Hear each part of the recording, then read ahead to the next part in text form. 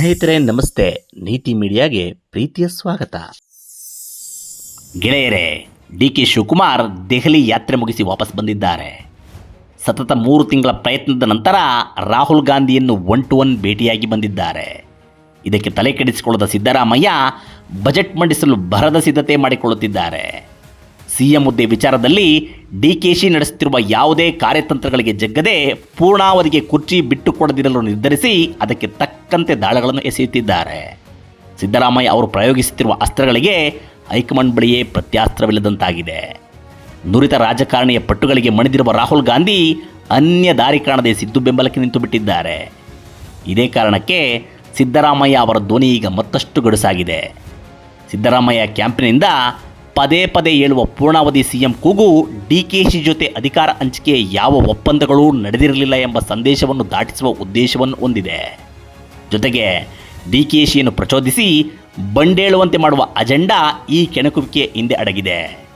ಈ ಪ್ರಚೋದನೆಯ ಬಲೆಗೆ ಸಿಲುಕದೆ ಇಷ್ಟು ದಿನ ತಾಳ್ಮೆಯ ಆಟ ಆಡುತ್ತಾ ಬಂದಿದ್ದ ಡಿಕೆಶಿ ಈಗ ನಿಜಕ್ಕೂ ನಿರ್ಣಾಯಕ ಆಟ ಆರಂಭಿಸಿದ್ದಾರೆ. ತಮ್ಮಲ್ಲಿ ಮಡುಗಟ್ಟಿದ್ದ ತಣ್ಣನೆಯ ಆಕ್ರೋಶಕ್ಕೆ ರಾಹುಲ್ ಗಾಂಧಿ ಎದುರು ಮಾತಿನ ರೂಪ ನೀಡಿರುವ ಡಿಕೆ ಏನು ಹೇಳಬೇಕೋ ಅದನ್ನು ತಣ್ಣನೆಯ ಧ್ವನಿಯಲ್ಲೇ ಅವರಿಗೆ ಹೇಳಿ ಟೆನ್ಷನ್ ಪತ್ತಿಂದ ಹೊರಬಂದಿದ್ದಾರೆ. ತಮಗೆ ನೀಡಲಾಗಿದ್ದ ವಾಗ್ದಾನದ ಗಡುವು ಮೀರಿದರೂ ಈಡೇರಿಕೆಯಾಗದಿರುವುದನ್ನು ಪ್ರಸ್ತಾಪಿಸಿ ಬಜೆಟ್ ನಂತರವಾದರೂ ಸಿಎಂ ಹುದ್ದೆ ಸಿಗದಿದ್ದರೆ ತಾವು ಅನುಸರಿಸಲಿರುವ ಹಾದಿಯನ್ನು ನೇರವಾಗಿ ರಾಹುಲ್ಗೆ ತಿಳಿಸಿಯೇ ಬಂಡೆ ಬೆಂಗಳೂರು ವಿಮಾನ ಹತ್ತಿದ್ದಾರೆ. ಡಿಕೆ ಮಾತು ಕೇಳಿ ರಾಹುಲ್ ಗಾಂಧಿಯೇ ಗಾಬರಿಯಾಗಿದ್ದಾರೆ ಎಂಬ ಮಾಹಿತಿ ದೆಹಲಿ ಮೂಲಗಳಿಂದ ಹೊರಬಿದ್ದಿದೆ. ಇಷ್ಟಕ್ಕೂ ಡಿಕೆ ಆಡಿದ ಅದ್ಯಾವ ಮಾತು ರಾಹುಲ್ ಗಾಂಧಿಯವರನ್ನು ತಬ್ಬಿಬ್ಬಾಗುವಂತೆ ಮಾಡಿತು. ತದೇಕಚಿತ್ತರಾಗಿ ಎಲ್ಲ ಮಾತು ಕೇಳಿಸಿಕೊಂಡ ರಾಹುಲ್ ಬಂಡೆಗೆ ನೀಡಿದ ಭರವಸೆಯಾದರೂ ಏನು? ಬಜೆಟ್ ನಂತರವೂ ಹೈಕಮಾಂಡ್ ಸಿಎಂ ಹುದ್ದೆ ವಿಚಾರದಲ್ಲಿ ನಿರ್ಧಾರ ಕೈಗೊಳ್ಳದಿದ್ದರೆ ಬಂಡೆ ಅನುಸರಿಸಲಿರುವ ದಾರಿ ಏನು? ಡಿಕೆ ತಾಳ್ಮೆಯ ಹಿಂದೆ ರಾಜಸ್ಥಾನದ ಸಚಿನ್ ಪೈಲಟ್ ಪ್ರಕರಣದ ಪಾಠ ಇರುವುದು ಏಕೆ? ಎಲ್ಲವನ್ನೂ ವಿಸ್ತೃತವಾಗಿ ತಿಳಿಯೋಣ ಬನ್ನಿ. ಅದಕ್ಕೂ ಮುನ್ನ ತಮ್ಮಲ್ಲೊಂದು ಮನವಿ, ನೀವು ನೀತಿ ಮೀಡಿಯಾ ಚಾನಲ್ ಸಬ್ಸ್ಕ್ರೈಬ್ ಮಾಡಿಲ್ಲದಿದ್ದರೆ ಈಗಲೇ ಮಾಡಿ, ನಮ್ಮನ್ನು ಬೆಂಬಲಿಸಿ, ಪ್ರೋತ್ಸಾಹಿಸಿ.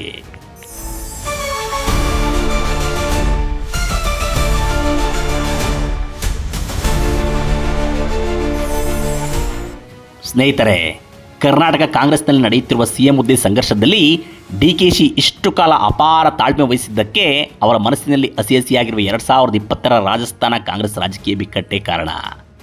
ಅಲ್ಲಿ ದಂಗೆ ಎದ್ದು ಪೆಟ್ಟು ತಿಂದ ಸಚಿನ್ ಪೈಲಟ್ ಅವರಂತೆ ನಾವು ರಾಜಕೀಯ ಏಟು ತಿನ್ನುವುದು ಬೇಡ ಎನ್ನುವ ಕಾರಣಕ್ಕೆ ಡಿಕೆಶಿ ಸಂಯಮ ವಹಿಸುತ್ತಾ ಬಂದಿದ್ದರು. ಎಚ್ಚರಿಕೆಯ ಹೆಜ್ಜೆಗಳನ್ನು ಇಡುತ್ತಾ ಬಂದಿದ್ದರು. ಈಗ ಹೊಸ ಮಾಸ್ಟರ್ ಗೇಮ್ ಆಡಲು ಸಿದ್ಧವಾಗಿದ್ದರೂ ರಾಜಸ್ಥಾನದ ಇತಿಹಾಸ ಅವರನ್ನು ಕಾಡುತ್ತಿರುವುದು ಸುಳ್ಳಲ್ಲ. ಹೀಗಾಗಿ ಸಚಿನ್ ಪೈಲಟ್ ಬಂಡಾಯವನ್ನು ಕ್ವಿಕ್ಕಾಗಿ ತಿಳಿದುಕೊಂಡು ಮುಂದೆ ಹೋಗೋಣ. 2018ರಲ್ಲಿ ನಡೆದ ರಾಜಸ್ಥಾನ ವಿಧಾನಸಭಾ ಚುನಾವಣೆ ವೇಳೆ ಅಲ್ಲಿನ PCC ಅಧ್ಯಕ್ಷರಾಗಿದ್ದವರು ಸಚಿನ್ ಪೈಲಟ್. ಮಾಜಿ ಸಿಎಂ ಅಶೋಕ್ ಗೆಹ್ಲೋಟ್ ಪಕ್ಷದ ಮುಂದಾಳಾಗಿದ್ದರು. ಯುವ ನಾಯಕ ಸಚಿನ್ ಪೈಲಟ್, ಹಿರಿಯ ನಾಯಕ ಅಶೋಕ್ ಗೆಹ್ಲೋಟ್ ಸೇರಿ ಆ ಚುನಾವಣೆಯಲ್ಲಿ ಬಿಜೆಪಿಯನ್ನು ಸೋಲಿಸಿ ಕಾಂಗ್ರೆಸ್ ಪಕ್ಷವನ್ನು ಅಧಿಕಾರಕ್ಕೆ ತರುವಲ್ಲಿ ಯಶಸ್ವಿಯಾಗಿದ್ದರು. ಮುಖ್ಯಮಂತ್ರಿ ಯಾರಾಗಬೇಕು ಎಂಬ ಪ್ರಶ್ನೆ ಬಂದಾಗ ಬಿಕ್ಕಟ್ಟು ಉದ್ಭವಿಸಿತ್ತು. ತಮ್ಮ ಆಪ್ತ ವಲಯದಲ್ಲಿದ್ದ ಸಚಿನ್ ಪೈಲಟ್ ಹಿಂದಿಕ್ಕಿದ್ದ ರಾಹುಲ್ ಗಾಂಧಿ ಹಳೆ ಹುಲಿ ಅಶೋಕ್ ಗೆಹ್ಲೋಟ್ಗೆ ಮಣೆ ಹಾಕಿದ್ದರು. 3ನೇ ಸಲ ಗೆಹ್ಲೋಟ್ ಮುಖ್ಯಮಂತ್ರಿಯಾಗಿದ್ದರು. ರಾಜಿ ಪಂಚಾಯಿತಿ ಮಾಡಿ ಸಚಿನ್ ಪೈಲಟ್ ಅವರನ್ನು DCM ಹುದ್ದೆಗೆ ಒಪ್ಪಿಸಲಾಗಿತ್ತು. ಕೆಲವೇ ತಿಂಗಳಲ್ಲಿ ಪೈಲಟ್ ಗೆಹ್ಲೋಟ್ ನಡುವೆ ಕಾಳಗ ಆರಂಭವಾಗಿ ಆದಿರಂಪ ಬೀದಿರಂಪಕ್ಕೆ ತಿರುಗಿತ್ತು. ಈಗ ಡಿಕೆಶಿಯನ್ನು ನಿರ್ಲಕ್ಷ್ಯ ಮಾಡಲಾಗುತ್ತಿದೆಯಲ್ಲ, ತೇಟು ಅದೇ ರೀತಿ ಆಗ ಹೈಕಮಾಂಡ್ ಸಚಿನ್ ಪೈಲಟ್ ಚಟುವಟಿಕೆಗಳನ್ನು ನಿರ್ಲಕ್ಷಿಸಿತ್ತು. ಇದರಿಂದ ಕೆರಳಿದ ಆತ ಅಂತಿಮವಾಗಿ 2020ರ ಜುಲೈ ವೇಳೆಗೆ 18 ಶಾಸಕರ ಜೊತೆ ದಂಗೆ ಎದ್ದರು. ಬಿಜೆಪಿ ಜೊತೆ ಸೇರಲು ಪ್ರಯತ್ನಿಸಿದರು. ಆದರೆ ಬಿಜೆಪಿ ಪೈಲಟ್ಗೆ ಕುಮ್ಮಕ್ಕು ನೀಡಿ ಸರ್ಕಾರ ಉರುಳಿಸಲು ಸಿದ್ಧವಿರಲಿಲ್ಲ. ಹಠಬಿಡದ ಪೈಲಟ್ ಹೈಕಮಾಂಡ್ ಮನವೊಲಿಕೆ ಮಾತುಗಳಿಗೆ ಕೇರ್ ಮಾಡಲಿಲ್ಲ. ಶಾಸಕಾಂಗ ಸಭೆಗೂ ಹೋಗಲಿಲ್ಲ. ಸಿಎಂ ಗೆಹ್ಲೋಟ್ ಅವರ ಒತ್ತಡಕ್ಕೆ ಮಣಿದ ವರಿಷ್ಠರು PCC ಅಧ್ಯಕ್ಷ ಹುದ್ದೆ ಮತ್ತು ಉಪಮುಖ್ಯಮಂತ್ರಿ ಸ್ಥಾನ ಎರಡರಿಂದಲೂ ಸಚಿನ್ ಪೈಲಟ್ರನ್ನು ವಜಾ ಮಾಡಿದರು. ಜೊತೆಯಲ್ಲಿದ್ದ ಅನೇಕ ಶಾಸಕರು ಮೆತ್ತಗೆ ಗೆಹ್ಲೋಟ್ ಜೊತೆ ಸೇರಿಕೊಂಡರು. ಅನರ್ಹಗೊಂಡಿದ್ದ ಪೈಲಟ್ ನ್ಯಾಯಾಲಯಕ್ಕೆ ಹೋಗಿ ಶಾಸಕತ್ವವನ್ನು ಉಳಿಸಿಕೊಳ್ಳಬೇಕಾಯಿತು. ಮುಂದಿನ 2.5 ವರ್ಷಗಳನ್ನು ಅವರು ಗೆಹ್ಲೋಟ್ ಸರ್ಕಾರದ ವಿರುದ್ಧ ಹೋರಾಟ ಮಾಡುತ್ತಾ ಕಳೆಯಬೇಕಾಯಿತು. 2023ರಲ್ಲಿ ಮತ್ತೆ ಚುನಾವಣೆ ಬಂದಾಗ ಅನಿವಾರ್ಯವಾಗಿ ಮತ್ತೆ ಹಳೆಯದೆಲ್ಲವನ್ನು ಮರೆತು ಕಾಂಗ್ರೆಸ್ ಜೊತೆ ಕೈ ಜೋಡಿಸಬೇಕಾಯಿತು. ತಮ್ಮ ಜಾತಿಯ ಸಚಿನ್ ಪೈಲಟ್ ಮುಖ್ಯಮಂತ್ರಿಯಾಗುತ್ತಾರೆ ಎಂಬ ಕಾರಣಕ್ಕೆ 2018ರ ಚುನಾವಣೆಯಲ್ಲಿ ಕಾಂಗ್ರೆಸ್ ಪಕ್ಷಕ್ಕೆ ಮತ ನೀಡಿದ ಗುಜ್ಜರ್ ಸಮುದಾಯ 2023ರ ಚುನಾವಣೆಯಲ್ಲಿ ಬಿಜೆಪಿಯನ್ನು ಬೆಂಬಲಿಸಿತು. ಕಾಂಗ್ರೆಸ್ ಅಧಿಕಾರ ಕಳೆದುಕೊಂಡಿತು. ಮಿತ್ರರೇ, ರಾಜಸ್ಥಾನ ಕಾಂಗ್ರೆಸ್ನ ಈ ಇತಿಹಾಸ ಈಗ ಕರ್ನಾಟಕದಲ್ಲಿ ನಡೆಯುತ್ತಿರುವ ಕುರ್ಚಿ ಕಚ್ಚಾಟಕ್ಕೆ ಹೋಲಿಕೆಯಾಗುತ್ತಿಲ್ಲವೇ? ಖಂಡಿತ ಸೇಮ್ ಟು ಸೇಮ್. ಆದರೆ ಕ್ಲೈಮ್ಯಾಕ್ಸ್ ಮಾತ್ರ ಬಾಕಿ ಇದೆ. ಬಂಡಾಯವೆದ್ದು ಸಚಿನ್ ಪೈಲಟ್ ಅವರಂತೆ ದುರಂತ ನಾಯಕ ಆಗುವುದು ಬೇಡ ಎನ್ನುವ ಕಾರಣಕ್ಕೆ ಡಿ.ಕೆ. ಶಿವಕುಮಾರ್ ಇಷ್ಟು ದಿನ ತಾಳ್ಮೆಯ ಆಟ ಆಡುತ್ತಾ ಬಂದರು. ರಾಜಸ್ಥಾನದ್ದೇ ಕ್ಲೈಮ್ಯಾಕ್ಸ್ ಇಲ್ಲೂ ಮರುಕಳಿಸಿ ಡಿ.ಕೆ.ಶಿ ಬಂಡೆದ್ದು ಬಲಿಯಾಗಲಿ ಎಂಬ ಅಜೆಂಡಾ ಇಟ್ಟುಕೊಂಡು ಸಿದ್ದರಾಮಯ್ಯ ಬಣ ಡಿ.ಕೆ.ಯನ್ನು ಪ್ರಚೋದಿಸುತ್ತಾ ಬಂತು. ರಾಜಸ್ಥಾನ ಬಿಕ್ಕಟ್ಟನ್ನು ನಿಭಾಯಿಸಿದ್ದ ಹೈಕಮಾಂಡ್ ಅದೇ ಅನುಭವದ ಮೇಲೆ ಡಿ.ಕೆ.ಶಿಯನ್ನು ನಿರ್ಲಕ್ಷಿಸಿತು. ಆದರೆ ಈಗ ಡಿ.ಕೆ. ತಮ್ಮ ಆಟದಲ್ಲಿ ಮಹತ್ತರ ಬದಲಾವಣೆ ಮಾಡಿದ್ದಾರೆ. ರಾಹುಲ್ ಗಾಂಧಿಯೇ ಕಕ್ಕಾಬಿಕ್ಕಿಯಾಗುವಂತೆ ಮಾಡಿದ್ದಾರೆ. ಏನದು ಬದಲಾವಣೆ? ರಾಹುಲ್ ಗಾಬರಿ ಬಿದ್ದಿರುವುದು ಏಕೆ? ಮುಂದಿನ ಭಾಗದಲ್ಲಿ ತಿಳಿಯೋಣ ಬನ್ನಿ.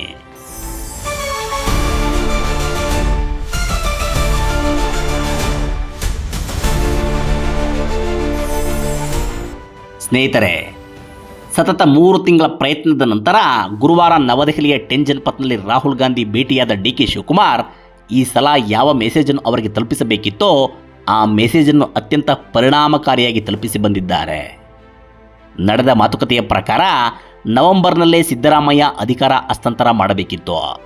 ಆದರೆ ಅವರು ದೇವರಾಜ ಅರಸು ದಾಖಲೆ ಮುರಿಯಲಿ ಎಂಬ ಕಾರಣಕ್ಕೆ ನಾವು ಸುಮ್ಮನಿದ್ದೆವು.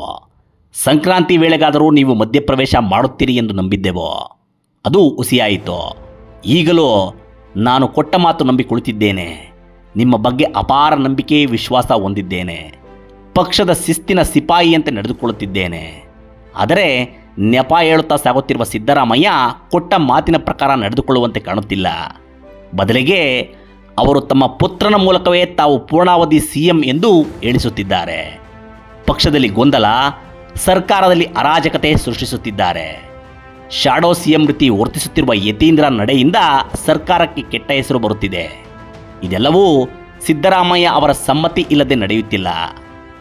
ಅವರು ಪುತ್ರನಿಗೆ ಕಡಿವಾಣ ಹಾಕುವ ಪ್ರಯತ್ನ ಮಾಡುತ್ತಿಲ್ಲ. ಬಹುತೇಕ ಸಚಿವ ಶಾಸಕರಿಗೆ ಸಿಎಂ ಪುತ್ರನ ತೆರೆಮರೆ ಆಡಳಿತ ಇನ್ನಿಲ್ಲದ ಬೇಸರ ಮೂಡಿಸಿದೆ. ಇದರಿಂದ ನಮಗೂ ಸಾಕಾಗಿದೆ. ಅಧಿಕಾರ ಹಸ್ತಾಂತರ ವಿಚಾರ ಸೆಟಲ್ ಮಾಡದೆ ಗೊಂದಲ ಸೃಷ್ಟಿಯಾಗಿರುವಾಗ ಜಿಬಿಎ, ಜಿಲ್ಲಾ ಪಂಚಾಯಿತಿ, ತಾಲೂಕ್ ಪಂಚಾಯಿತಿ ಚುನಾವಣೆಗೆ ಹೋಗುವುದು ಹೇಗೆ ಎಂದು ಶಾಸಕರು ಮುಖಂಡರು ಕೇಳುತ್ತಿದ್ದಾರೆ. ಹೀಗಾಗಿ ಬಜೆಟ್ ವೇಳೆಗಾದರೂ ಈ ವಿಷಯ ಇತ್ಯರ್ಥ ಮಾಡಿ ಎಂದು ಡಿ.ಕೆ. ಶಿವಕುಮಾರ್ ರಾಹುಲ್ ಗಾಂಧಿಗೆ ಅನುನಯದ ಧ್ವನಿಯಲ್ಲಿ ಮನವಿ ಮಾಡಿದ್ದಾರೆ. ನೀವು ಅಧಿಕಾರ ಹಂಚಿಕೆ ಒಪ್ಪಂದ ಜಾರಿ ಮಾಡದಿದ್ದರೆ ನನಗೆ ಕೆಪಿಸಿಸಿ ಅಧ್ಯಕ್ಷ ಸ್ಥಾನವೂ ಬೇಡ, ಉಪಮುಖ್ಯಮಂತ್ರಿ ಹುದ್ದೆಯೂ ಬೇಡ, ಎರಡಕ್ಕೂ ರಾಜೀನಾಮೆ ಕೊಡುತ್ತೇನೆ. ಸಾಮಾನ್ಯ ಕಾರ್ಯಕರ್ತನಂತೆ ಪಕ್ಷಕ್ಕಾಗಿ ದುಡಿಯಲು ಸಿದ್ಧನಿದ್ದೇನೆ. ನಿಮ್ಮ ಯಾವುದೇ ಸೂಚನೆಯನ್ನು ಶಿರಸಾವಹಿಸಿ ಪಾಲಿಸುತ್ತೇನೆ. ಪಕ್ಷವನ್ನು ಮುಂಬರುವ 2028ರ ಚುನಾವಣೆಯಲ್ಲೂ ಅಧಿಕಾರಕ್ಕೆ ತರಬೇಕು ಎಂಬುದು ನನ್ನ ಬಯಕೆ. ಇದಕ್ಕಾಗಿ ಯಾವ ತ್ಯಾಗಕ್ಕೂ ಸಿದ್ಧನಾಗಿದ್ದೇನೆ. ನಾನು ರಾಜೀನಾಮೆ ನೀಡುವಂತಹ ಪರಿಸ್ಥಿತಿ ಬಂದರೆ ತಾವು ದಯಮಾಡಿ ಒಪ್ಪಿಕೊಳ್ಳಬೇಕು ಎಂದು ಡಿ.ಕೆ.ಶಿ ಹೇಳಿದಾಗ ಗಾಬರಿ ಬಿದ್ದ ರಾಹುಲ್ ಗಾಂಧಿ, ಶಿವಕುಮಾರ್ ಜಿ ದುಡುಕಬೇಡಿ, ಎಲ್ಲ ಬೆಳವಣಿಗೆಗಳು ನಮ್ಮ ಗಮನದಲ್ಲಿವೆ. ಸೂಕ್ತ ಸಮಯದಲ್ಲಿ ಸೂಕ್ತ ನಿರ್ಧಾರ ತೆಗೆದುಕೊಳ್ಳುತ್ತೇವೆ. ಭರವಸೆಯಿಂದ ಇರಿ, ಬಿ ಪಾಸಿಟಿವ್ ಎಂದು ಓಲೈಕೆಯ ಮಾತನಾಡಿದ್ದಾರೆ. ಇದಕ್ಕೂ ಬಗ್ಗದ ಡಿ.ಕೆ. ನಾನು ಪಕ್ಷದ ಸಾಮಾನ್ಯ ಕಾರ್ಯಕರ್ತನಾಗಿ ಉಳಿಯಲು ಅವಕಾಶ ಮಾಡಿಕೊಡಿ ಎಂದು ಮತ್ತೆ ಪಕ್ಷನಿಷ್ಠೆಯ ದಾಳ ಉರುಳಿಸಿದಾಗ ಮತ್ತಷ್ಟು ಪಾಸಿಟಿವ್ ಭರವಸೆ ತುಂಬಿ ನಂತರವೇ ರಾಹುಲ್ ಡಿ.ಕೆ.ಯನ್ನು ಜನಪತ್ ನಿವಾಸದಿಂದ ಕಳಿಸಿಕೊಟ್ಟರು ಎನ್ನಲಾಗಿದೆ. ಡಿ.ಕೆ. ಇತ್ತ ಬೆಂಗಳೂರಿಗೆ ಬಂದಿಳಿಯುತ್ತಿದ್ದಂತೆಯೇ ಅವರ ಬಣದಲ್ಲಿ ಹೊಸ ಹುಮ್ಮಸ್ಸು ಕಾಣಿಸಿಕೊಂಡಿದೆ. ತಮ್ಮ ನಾಯಕ ಎಸೆದಿರುವ ಪಕ್ಷನಿಷ್ಠೆ, ಹೈಕಮಾಂಡ್ ನಿಷ್ಠೆಯ ದಾಳ ವರ್ಕೌಟ್ ಆಗುತ್ತದೆ. ಡಿ.ಕೆ. ಹುಟ್ಟಿದ ಹಬ್ಬ ಇರುವ ಮೇ 15ರ ಒಳಗೆ ಅವರಿಗೆ ಸಿಎಂ ಆಗುವ ಯೋಗ ಬರುತ್ತದೆ ಎಂಬ ಭರವಸೆ ಬಂಡೆ ಕ್ಯಾಂಪಿನಲ್ಲಿ ಮೂಡಿದೆ. ಏನಾಗುತ್ತದೋ ಕಾದು ನೋಡಬೇಕು. ಇದು ಈ ಹೊತ್ತಿನ ವಿಶೇಷ. ಮತ್ತೊಂದು ವಿಡಿಯೋ ಜೊತೆ ಸಿಗೋಣ. ನಮಸ್ಕಾರ.